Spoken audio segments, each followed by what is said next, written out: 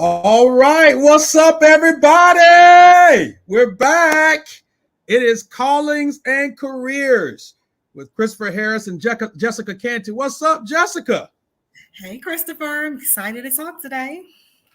Listen, it's going to be amazing today, y'all. I'm really excited about this conversation.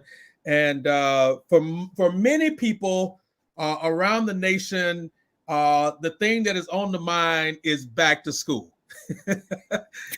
Even if you don't have kids in school, you are impacted by back to school because it impacts what's on the shelves in the grocery stores, the prices of things, and that infamous one word, traffic. I thought it was only in this area. I thought the DMV area. It's true for you all too. Oh, it's everywhere. We've lived in different parts of the nation, and it's everywhere. Like everywhere thinks that their traffic problem is the worst in the world. Every place thinks that their traffic problem is the worst in the world. So, yeah, but I call it the 180-day marathon, right? Because like everybody, like there's this like little bit of nervousness leading up to the first day, and everybody takes their pictures. Which, by the way, y'all do me a favor. Stop putting your kids' school names on those first day pictures. Don't do that. Y'all don't do that. We that ain't what we're talking about today. But I felt led to say that to somebody. Somebody needed to hear that. Keep the baby safe. Somebody needed to hear that. Somebody needed to hear that. Well, yeah. So everybody's got back to school on the brain, but we're praying for our school systems all over the nation, students, parents, families, guardians. Lots of places where grandmothers and grandfathers are stepping in, aunties, uncles are stepping up, and so just know that we believe in the best for your school. We believe in the best for your kids, and we're believing the best for this school year. And so, anyways, we're glad to be on with y'all today. As I mentioned earlier, this is Callings and Careers, a bi-monthly, multiple month dialogue and conversation that Jessica and I co-host together. And man, Jessica, can you believe that it's already August? We started this in January, and so we've been 8 months in now. Like we almost pros. Absolutely. Getting all those kinks worked out, giving you all some quality information. I think so. I think we're at the pro level now.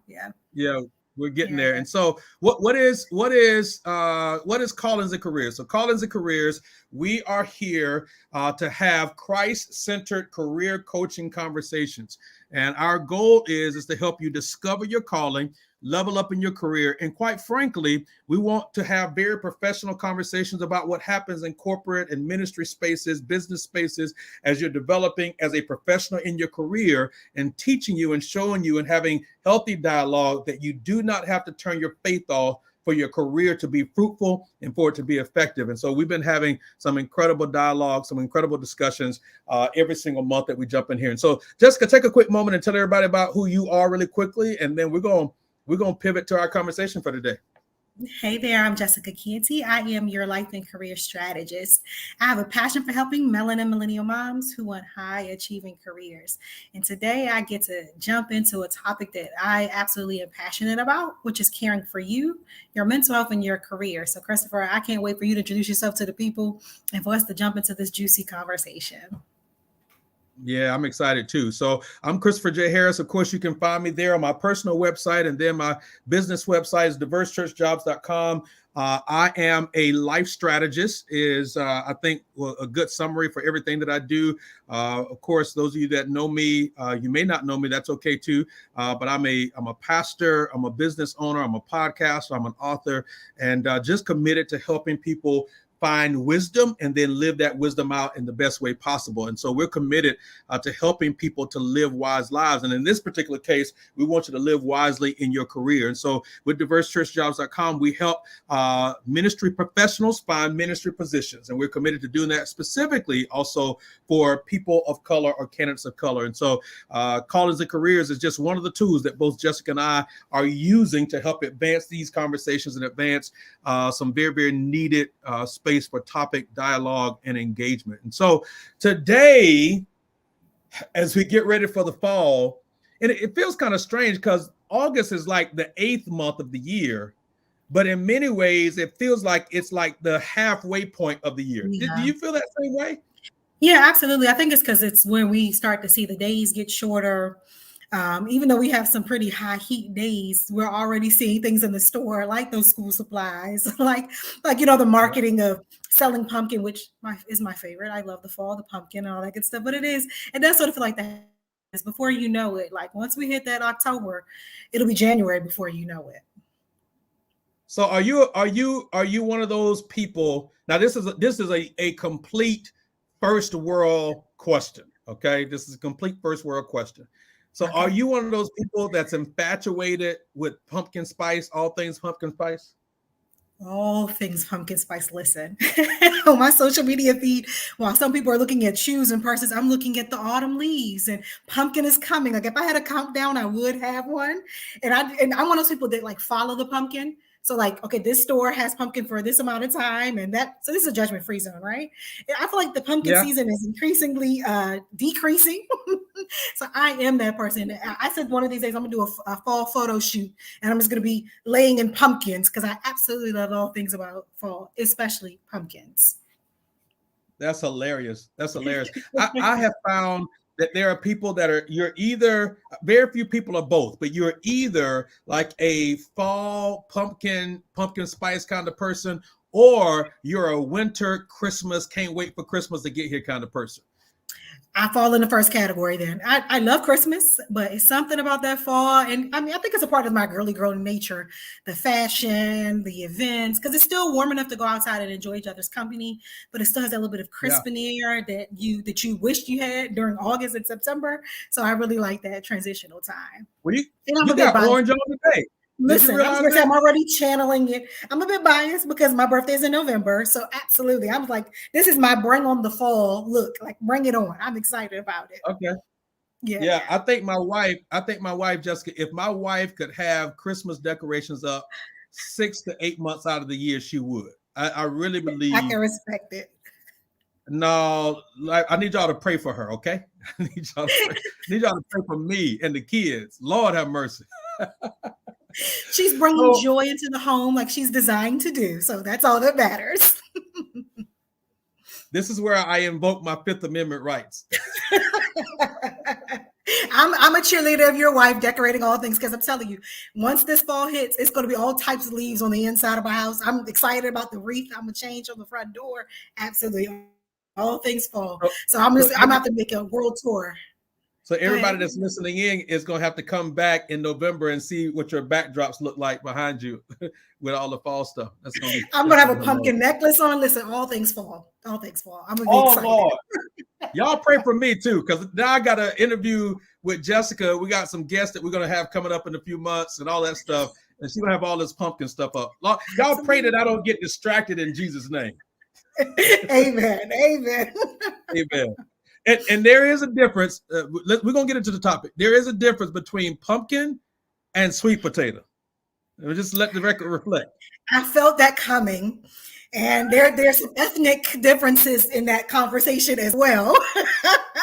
but because that's a whole other topic. We'll get into that at another space. But yes, there are Yeah. some people that believe that there's a difference in Coming taste. on the next episode of Callings and Careers, here are your 7 standard responses at your company's potluck about pumpkin and sweet potato.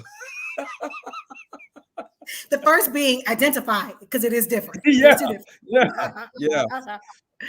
So all jokes aside, y'all. So today we want to have it's actually a very serious conversation and a very serious topic. All of us know that there have been lots and lots of conversation, lots of content that's been created, both in digital spaces, online spaces, but also in print and media.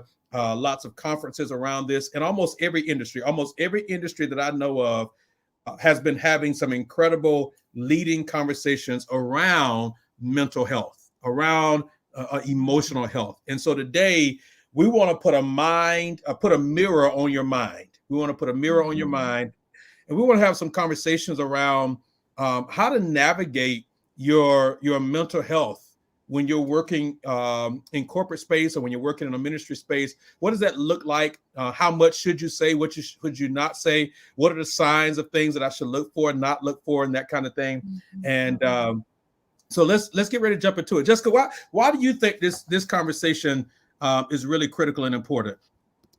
Well, first of all, I'm a bit biased because I share with you I'm a life and career strategist. The life part of that conversation in that title is that I'm a clinical social worker and I have my own private practice treating and supporting people through their therapeutic goals. And consistently, what I've been seeing is that when I meet a client, on the surface, they're experiencing mental health challenges. And the more we converse, the more I see, oh, work is really impacting you. And then it was the same thing was happening with my career coaching clients. I would come in, start talking about their resume, preparing for an interview, and I realized there's some mental health elements that are happening. And so the two can't be divorced from one another. We do have to have that conversation. So I do think, we've kind of covered quiet quitting and great resignation. And we kind of gave you some tips around how to do that internal assessment. And today I really wanted to dive a little bit deeper into that because it is incredibly important. And as much as we were saying lightheartedly, we're getting ready to go into the fall and the winter, these are the months that we see seasonal affect disorder where people feel sad. Seasonal affect disorder. And so if you're catching this before that season, it's important that you kind of tune into this to create your game plan. And if you're catching it during that season, this will be definitely supportive of any of those challenges you may face. So I'm excited about being able to mirror the professional and the personal together today. Yeah, let's take a moment, Jessica, before we jump into this. Everybody may not know what seasonal effectiveness is and what that looks like. So can you just kind of break down really fast what that is and what that means for everybody? Absolutely. Seasonal affect disorder is a diagnosis that recognizes that the seasons do impact our behavior, our mental health. They do or they can? They do. They do. Okay. They do impact it. When I say impact, there's a difference between impact and impairment. Two different things. Sound similar, but they're two different things. So they do impact us. That's why, typically in the fall and the winter, we want to stay inside. We sleep a little bit more.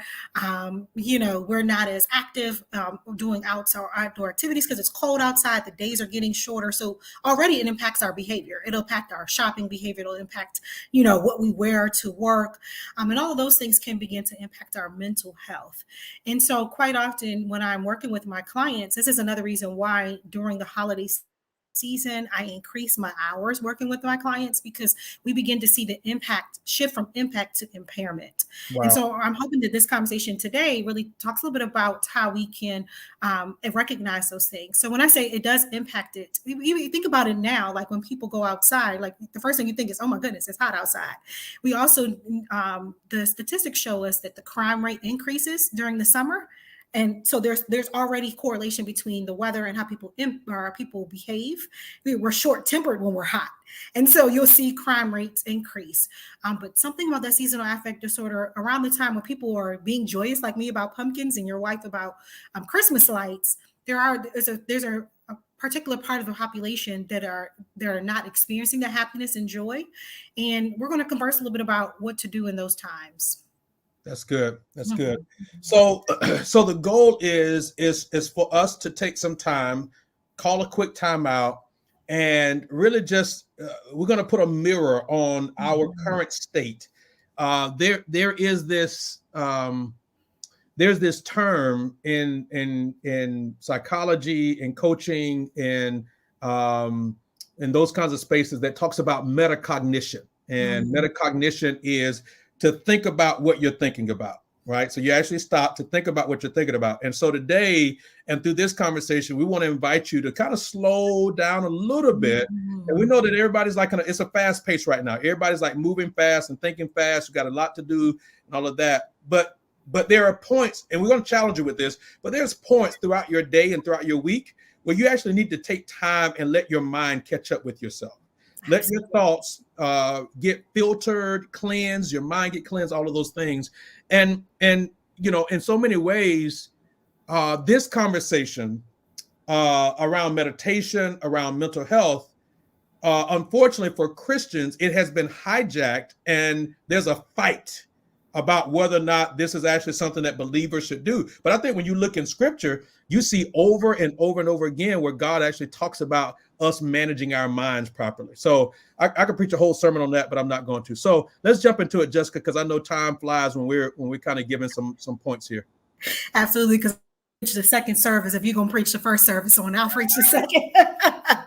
you preach the pulpit, I'll preach the practical. Because so let's go ahead and jump into that. Yeah.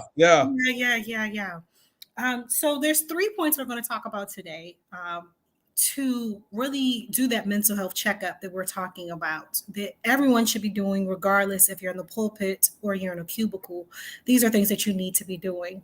And again, in the African American community specifically, we do tend to lean towards our faith and discredit the mental health side.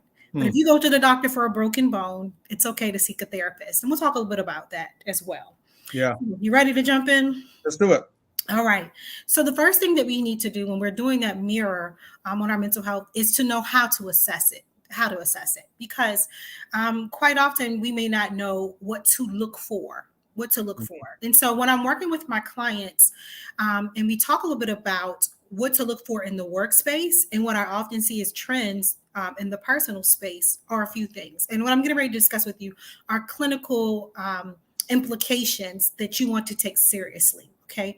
So when I'm working with the client, the first thing we talk about, around coaching is the structure of the company, the authority and how they convey messages, and whether or not my client is being gaslit or they're being led by a narcissist, all of those clinical terms. But here's what you need to pay attention to kind of do that mental health checkup for yourself. The first thing you need to think about is how to assess it. And this is what you need to look at. This is what we were talking about, impact and impairment. You want to be mindful of your eating habits. How have your eating habits changed? Are you eating more? Are you eating less? Are you finding that when you are in the throes of things, you don't find enough time to eat? Are you gravitating towards more salty or sweet foods? Are you gravitating towards, more foods that you typically wouldn't eat, but it's the only time you have to eat it? So your eating habits are vitally important. You also want to assess your sleeping habits. Do you find that you're having trouble falling asleep, staying asleep? Do you find that you're not getting enough sleep or that you're oversleeping? These are things that I ask in initial conversations with both my coaching and my clinical clients, my mental health clients. The other thing is do you find that you're not engaging in the things that you used to enjoy? So for instance, it's a fancy clinical term that we call anhedonia. The things that you used to enjoy, you don't enjoy anymore. Like if you're the person who used to love to go to church and fellowship, you don't like doing that anymore. You find yourself like really finding excuses or finding reasons why you don't want to engage in it. You used to exercise a lot. Now your pants are getting tighter. You're not doing that exercise a lot. Or even your self-care, meaning, do you find it hard to even bathe? And this is where I should have kind of given a heads up that this does take internal inspection, and I want you to be kind to yourself. But do you find that you are not bathing as frequently or doing those hygiene things that are typically society says it's a normal thing to do, like to bathe regularly, to groom yourself, to change your sheets, change your clothing? These are all indicators that you are being impacted by something and that there may be a level of impairment. Now, a mental health professional will help you to determine if it's an impairment, but you definitely need to recognize these things because they're indicators that you're being impacted by work or by life in and of itself. So first step, number one, is to assess it. Man, there's so much meat there. There's so much meat there. And I think, for those of you that are listening, I think what Jessica's really inviting us to do is really to take a moment to evaluate. Oftentimes we don't stop. We're running so fast. Jessica, I was just sharing with someone yesterday who unfortunately they lost a loved one, and that loved one passed away, and they literally had to go to work the next day. And so the season that their industry is in, it's like the busiest time of the year, and they were overwhelmed. But they had to go back to work, and they just couldn't figure out a way not to. And I said to them, though, I said, okay, I get it. Okay, you got to go back to work. This is a major project that you guys are working on. It's a multi-year project, and now you guys are coming down to the wire and trying to get it done. I said, but culture, society is set up to not give you space to grieve. And what you don't want to have happen is you don't want to have life close in on you. You've not grieved, and then you combust from the inside out. Right, meaning that you're looking okay on the outside, but on the inside you're crumbling and you're deconstructing. And it's funny that you sort of mentioned some of the things that you mentioned, because just in 2 weeks, I mean, this person's lost some weight. Their skin has gotten dry, and all of that. And so I said to them simply, I said, you got to listen to your body. You literally, so as you talked about diet and sleeping and all those things, we have to listen to our bodies. My trainer says he says diet stands for did I eat that, right? So which I like, right? Because it reminds you that our bodies are high octane machines. And when we don't eat right, when we don't take care of it, it's like putting 87 gas in a vehicle that's supposed to have 93 gas, right? You're going to destroy that engine. You're going to destroy that vehicle. And so God wired our bodies, I believe, to talk back to us. So when you talk about that sleep, when you talk about that all of that, man, when you don't eat right, your body eventually will tell you, like, this ain't good. It tastes good, but it ain't what I need. Can you give me something fresh, some fruit, some veggies? Can you drink some water? I think we got to make sure we keep our water close, right? That's my water. Matter of fact, I got two. This is the other one, right? This is the bigger one right here. But I think it's really important for us to be able to just listen, to slow down enough to listen to what our body is saying. Why are we not sleeping? Why are we not eating? Why are we not drinking water? And all those kinds of things. So that's really, really good. Anything else you want to add to that? Absolutely. So a part of when you were mentioning about our thoughts earlier, a part of the reason why we want to assess for our eating and sleeping habits is because if we're not eating properly and we're not sleeping properly, it can increase the volume of intrusive thoughts, or again, clinical term, anxiety and or depression. But essentially, it can increase those thoughts of self-doubt. It can increase those thoughts of the enemy slipping in something to make you believe it. Instead of, it can make between anxiety and anticipation. Anxiety says it's going to be catastrophic. Something is going to happen, and if you don't do this, if you don't plan it out, or if you don't make this move, it's going to be devastating. Anticipation says, I can't wait to see what the Lord is going to do here. Unfortunately, if we don't eat properly, don't sleep properly, and don't if we're not mindful about our thoughts, those things can increase, and then that also increase the risks to the safety risks for our bodies functioning, like you were mentioning. There's a reason why you're having neck and shoulder pain. There's a reason why your face hurts, because you're clenching your jaw so much in the meeting. There's a reason why your stomach is upset, because you've got acid reflux, and it's not because of heredity. It might be for some people, but most times it's because it's a lot of turmoil going on the inside of your body, and your body is sending you those signs. So definitely be mindful of that. We have thousands of thoughts a day, and they can be amplified if we're not caring for our mind as well as our bodies. That's so good, y'all. Hope y'all are documenting this and getting this down. This is so good. I got a question for you, Jessica, really fast, and then we can go to the second point. In the middle of your talk, in the first point, you talked about the importance of be kind to yourself. So sort of two questions. The first question I have is, what does being kind to yourself mean? What does that actually look like? What's the point behind that? Because we hear that phrase often. And then secondly, does being kind to yourself mean not being truthful with yourself? So let's talk about that. Good question. No, or I'm gonna answer the second question first, and I'll go to the first question. Being dishonest with yourself is never kind to yourself. Whoa. Wait a minute. Say that again so that somebody can tweet that. Being dishonest with yourself is never being kind to yourself. Being dishonest with yourself is never being kind to yourself. Absolutely. That's so good. And That's that's so where you see good. Okay. people really have impulsive behaviors and they wind up needing a therapist because they're not being truthful with themselves. That's where you Mm, see that's where you see people who are overspending outside of their budget. You're not being honest with yourself. You don't have that money. This is where you see people who are drinking a Diet Coke with a Big Mac. You're not being honest with yourself that is healthy. So it's never being kind to yourself by being dishonest. So that's why I want to answer the second part first.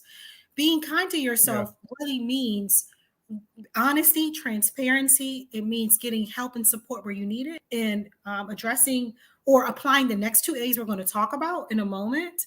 But it really looks like um, affirming where you are, affirming who's responsible for where you are. So that in and of itself is a lesson. So affirming where you are means, okay, right now I want to be on, I want to be to work on time, but I'm not. Like I'm usually late for work. Okay. So I need to affirm that there's something that needs to change in order for Yeah. me to address that, right?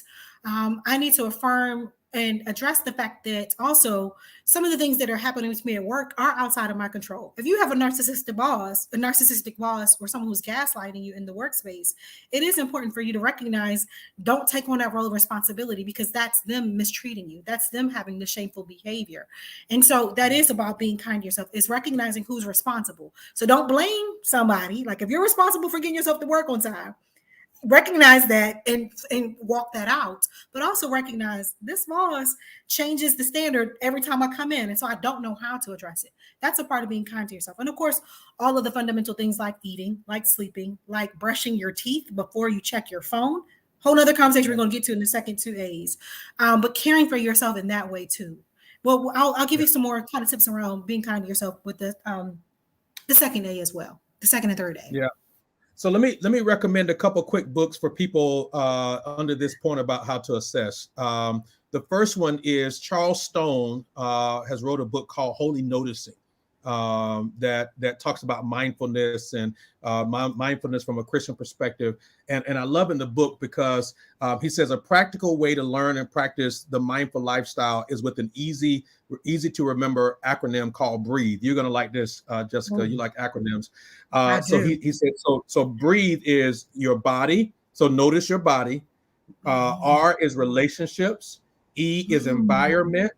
A is your affect or your afflictive emotions. It's a general term for emotions. The T is for your thoughts. And then the H is for your heart. And E is then engage. So engage in the world in a way that honors God and that kind of thing. So I thought that was really good. The second one is a book that you actually recommended in our last conversation. And that is when what is it? When the body, what's the title of the book? Oh, the body keeps the score.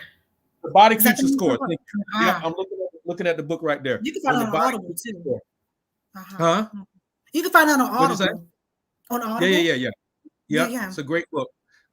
When the body keeps the score, Holy Noticing, and then the other book that I was going to recommend. I literally just lost it. I lost the book that I was getting ready to recommend, but we'll come back It'll to it. come back. It's okay. It'll come back. Yeah, It'll we'll come back. come back to it. And I All right. do just before I go to the second A really quickly, the relationships part is vitally important as well. So I like you mentioned that in the breath. I'm gonna have to go check that book out. Do you find that you're snappy with your loved ones? Do you find that someone says good morning and you say what's so good about it? Mm-hmm. There might be some mental health impact that's happening. So definitely check out those relationships. And I'm going to check out those books. I devour any book about caring for ourselves because that's vitally important. Yeah. All right. Yeah, yeah, yeah. Number two. So number two, it's important to assess, but it's also to know how to avoid things that can be mental health triggers or be detrimental to your mental health. We talked about a little bit earlier that we live in a fast-paced world, and with each technology advancement that we have, we believe that means that we can multitask. There's this myth going around that you can multitask. And the truth of the matter is we can't. There's research that shows that it literally takes us about 15 minutes to get back into focus with an activity when we're trying to do multiple things. So maybe you're trying to be in a work meeting, you're trying to listen to us. Don't do that. Get out of the meeting and listen to us. Maybe you are trying to do the dishes and try to send an email at the same time. time. Your brain is not giving your full effort to both things. So Mm-hmm. over and over again, I'm seeing clients in my practice that would tell me, Jessica, from the moment I start my day, I have no time to take care of myself. The moment the work day starts to the moment I sit down at the end of the day, and it's increasingly getting later and later, especially for those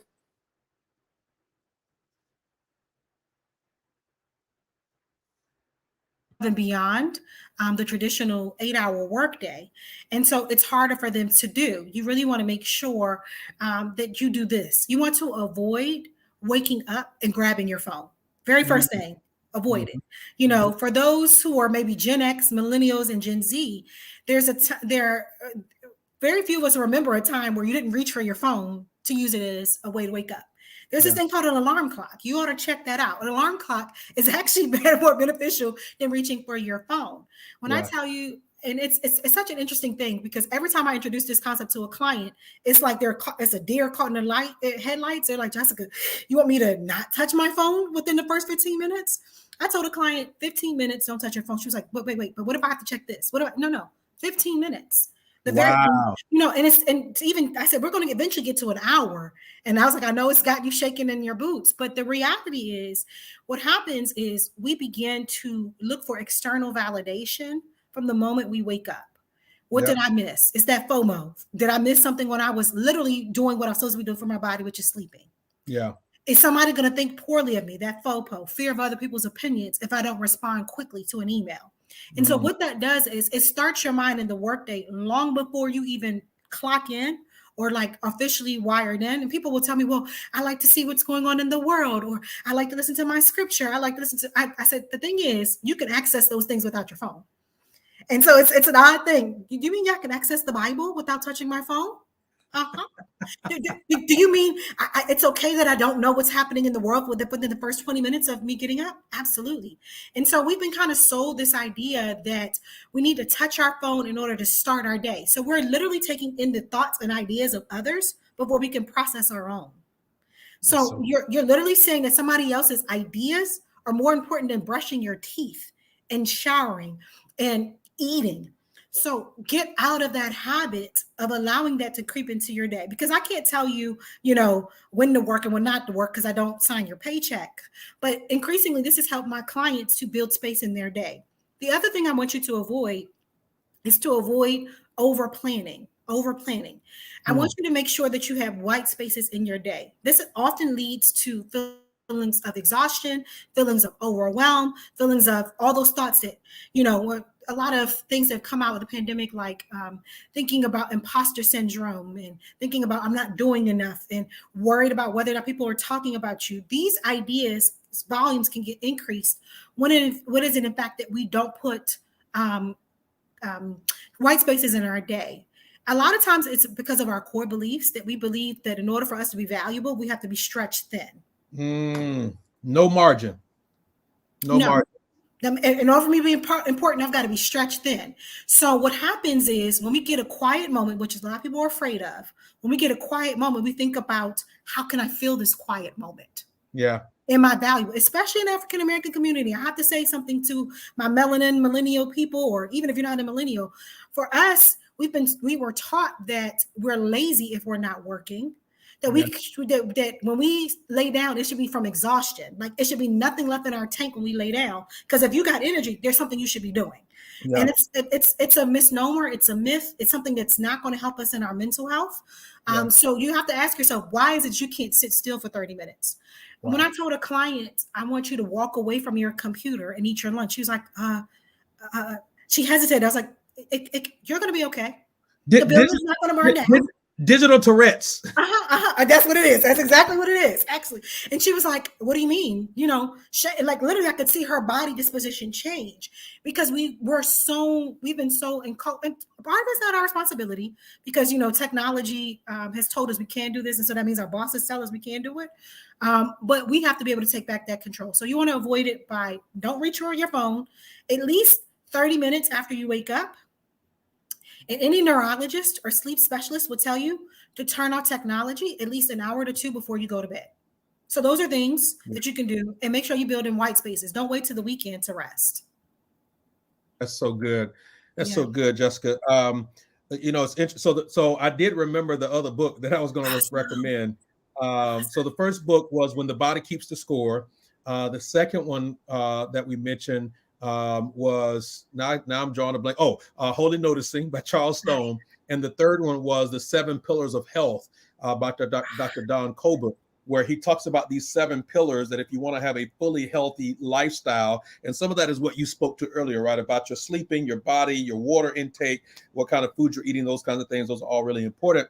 To this point here, that there's certain things in our career, if we're going to have a healthy career and we're going to put a mirror on our minds and have healthy minds, that you talked about avoiding. So here's something that I've tried to live out as of late, and I learned this phrase probably maybe about 9 months ago, and have found it to be just so impactful. It's a very simple phrase, Jessica, and it's literally this: scripture before screens. Oh, that one. Exclamation mark. Yeah, script, like it, and when you think about it, like it's so simple, but it's so powerful, right? That you literally deprogram your mind to think that you have to reach for your phone first, because you got all like I started surveying. I've got some coaching clients and some other people that I'm helping, in various ways, and even on our I do a morning prayer call on Clubhouse, and I started asking people at various points in the first 5 minutes of your day, what are the apps that you're checking?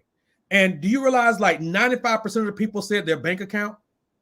I was blown away. I was like, so you're checking your bank, like before the Bible, before you pray, before like anything else, you're checking your bank account. And I just think that speaks so much about where we put our trust. I think it speaks so much about the insecurity that we feel when we don't know, like, and I'm not saying it's not important for you to know how much is in your bank account. I am saying that checking your bank account shouldn't be the first thing that hits your mind when you open your eyes. Like, where's the room for gratitude when I feel the pressure to have to check my bank account first? Right? So what would our lives look like differently if we actually, so if our minds are really like gardens, and what we plan on them is what we get back from our minds, what would it look like, and how would our lives look different if we actually implemented scripture before we looked at any screen at all? Absolutely. And it is a So practice. powerful. Like you said. Yeah. It's a practice. Like a garden doesn't grow right. It is a practice. So for those who are like Jessica, Christopher, I don't know what y'all talking about. I have to check my phone. Just give yourself, start off with 5 minutes. Start off with 5 minutes, then go to 15. Yeah. And the ultimate goal is to literally dress your mind and your body before someone else tells you what to dress your mind and body with. So before That's you so invite good. all that in on your phone, do that first, and then just see what happens. It's a science Yeah. experiment. See how you think and feel after that.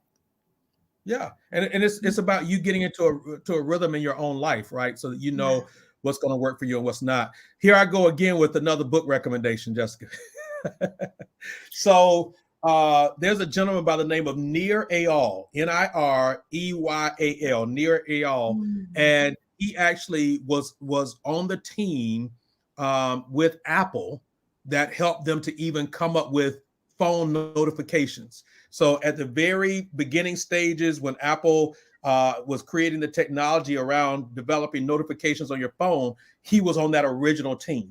So he has a book. He has 2 books out. One book is called Hooked. The other book is called Indistractable. And so in the book Hooked, he actually talks about the whole psychology and the science behind, notifications and how they came up with it. Like they literally had psychologists on the team to help come up with this notion of notifications on our phone. So it'd be really insightful for those people that are interested in that. And for those of you that may be listening in today, this is Callings and Careers. We do a multiple month conversation to help you advance in your career, to discover your calling, and to develop in your career. So that's what we're talking about. We're talking about today putting a mirror on your mind. We're talking about today putting a mirror on your mind. Point number 1 is that you got to learn how to assess your situation. You got to learn how to assess where your mind is, where your body is. Jessica just kind of broke down for us point number 3 of how to avoid not having mental clarity, mental health, and that kind of thing. Jessica, let's go ahead and jump into number 3 here really fast. And then if there's any questions that we need to address, we can do that as well. Okay, so the last thing is that we want to talk about how to address it. So once you have done the address, once you've done the assessment, and you started to avoid, all of the things that we were talking about, like over planning, over scheduling, and reaching for your phone, you're going to get some information. You're going to be downloaded with some information. You're going to get some observations, and now the question is, what do I do with this? How do I address it? Now, again, I'm a bit biased because I am a life and career strategist, because I am a clinical social worker, and I see clients in private practice for both. Yeah. I'm such an advocate for getting the help that you need, And so what I mean by that is increasingly companies are thinking about how to retain their staff. And one of the things that they're doing is that they're offering a lot of different unique benefits that we didn't see, say 10 years ago. Some of these benefits weren't accessible, or they were only accessible to a certain salary point, Mm. that's accessible to the C-suite, which is, really thinking about creating spaces where during the week, like for one company that I share my talents with, they have what's called Wellness Wednesday, Mm. and or they call it meeting free midday. So from, on a Wednesday from 11:30 to 1:30, there's no meeting scheduled. And so the question becomes, what are you going to do with that space? So when we Mm. talk about addressing it, it's like creating the spaces and then getting the help. Getting the help means seeing the professionals, means creating informal supports. So, I love a good girlfriend conversation. I have two very dear friends. I have a sister that I'm really close with. I even have good conversations with my 11-year-old. However, they really don't know clinical implications like my therapist does. So you really want to make sure that you reach out to them. And I'm a fan of going to church counseling as well, especially if they have someone on staff who has the mental health credentials, who's also a believer, which I'm going to be honest with you, it is kind of challenging to make sure you find someone that looks like you, speaks like you, understands your lingo, both faith wise and ethnic background. There's like a mad rush on people of color in mental health. So I want you to pack your patience. If you do find, if you're finding you're running into something, it's not you. It is. I'm not going to say it's a shortage, but there's a high demand for people of color in mental health spaces. So stick with it. And in the meantime, until you find a therapist, or you may even need to consider a psychologist or psychiatrist, especially if you're noticing from the first A that it really is impairing you. Medication is an option. I'm a fan of medication, but I'm also a fan of changing your lifestyle, thinking about what you're eating, thinking about what you're digesting virtually as well, because we've seen a lot of shifts and changes in people's thought patterns, when in fact they change some of those things as well. And so you really want to, again, get the informal support that you need. Get a good prayer partner, also get a mentor. Go back to that episode we were talking about your career executive board, get them in place, making sure that you also take a vacation. Americans don't take vacations. Even in a pandemic, we don't take vacations. And so really thinking that it's a misnomer to think that the harder I work, the better it'll be, when the reality is the if you work smart, the better you'll be, which means Yeah. taking breaks, taking vacations, even if it's a staycation. I'm not in anybody's pocket, because I guess y'all are you're already in your pocket because you're checking your bank statement first thing in the morning. But staycations are important too. When you think about assessing it, one thing I forgot to mention as well, when you mention your environment, if you're noticing that there's been dishes in your sink for days, that you can't get around to washing your clothes, that you're buying more clothes because you haven't washed your clothes, uh, there's a sign that you need a break or get some Mm. help. And even if help looks like, again, this is another thing, I'm speaking specifically to the community of African Americans, perhaps other communities can associate with this, but it's important that we get out of the idea that help is for other people. Help is Mm. for those who don't have melanin in their skin. It's nothing shameful to hire somebody to clean your home. There's nothing shameful about Instacart. Instacart is hurting right now. If you haven't checked it out, their sales are decreasing. So help a business out. But there's nothing shameful in getting that help. I think that we've been kind of told that, oh, who are you that you would, get someone to help clean your home or wash your car or, cut your grass. If it means that you get a 30-minute nap while they're doing it for you, then it's important. But those are the ways to address. Ultimately, get help. Yeah, and Yeah. some of that is a mindset shift, right? Where we've got to look at the investment that we make. So you talk about, for example, if you're in a busy season, and let's just say, like, there was a point, many of you all that have watched this, my wife and I, we've got 4 kids, right? So there was a point. I was just talking to somebody about this morning, Jessica. There was a point probably about 3 years ago where all 4 kids were in 4 different schools, and none of them rode the bus. So the morning and the afternoons were chaotic. And that did not count and factor in the fact that we also had kids that were in afternoon or after school or athletic activities. So it was crazy. And so, when you're in a certain season where you're busy or certain things are happening, like that person I mentioned that had those projects going and that kind of thing, it may be worth the investment. $100, $125, $150, $200, whatever.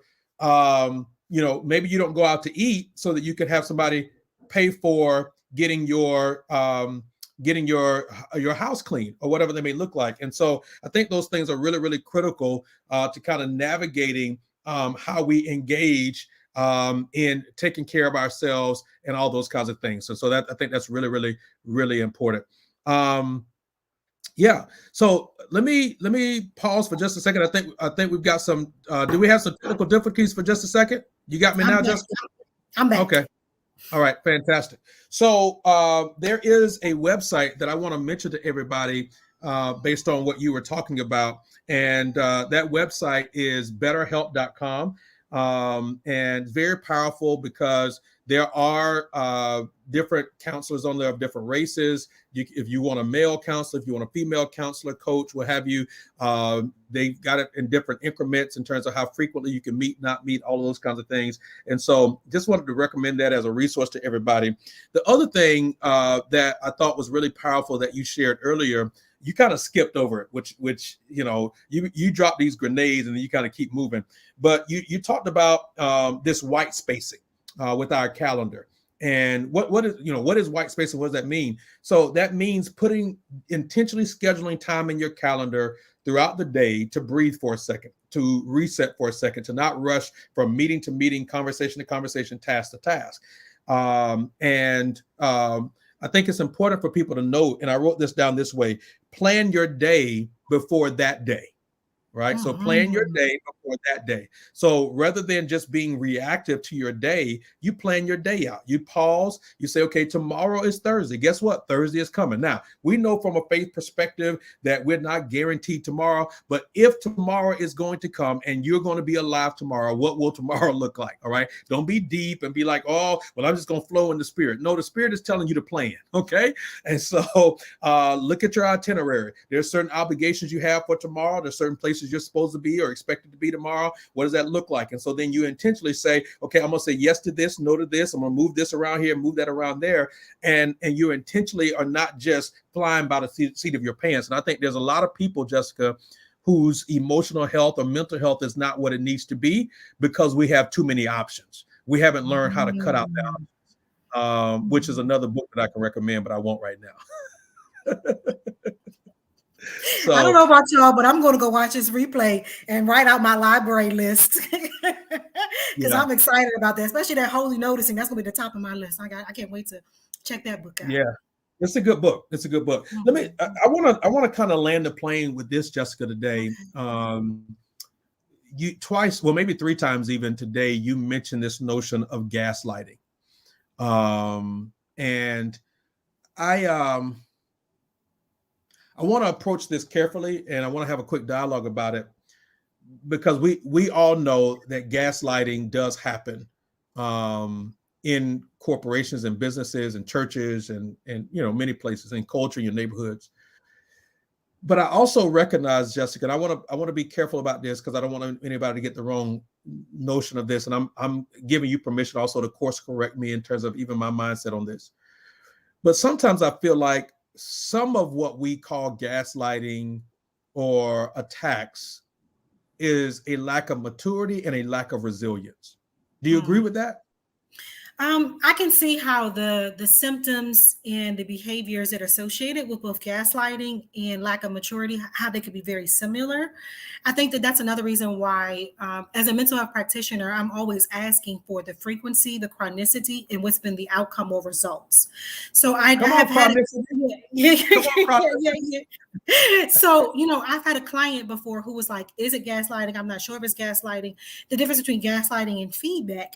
And so I often told her, like, this is how you can kind of think about it is it giving you any wisdom about how to move forward? Is it giving you any support about how to do and think differently about it? Or is it simply a depiction of your behavior? And when you ask a question about feedback, they can't give you anything solid.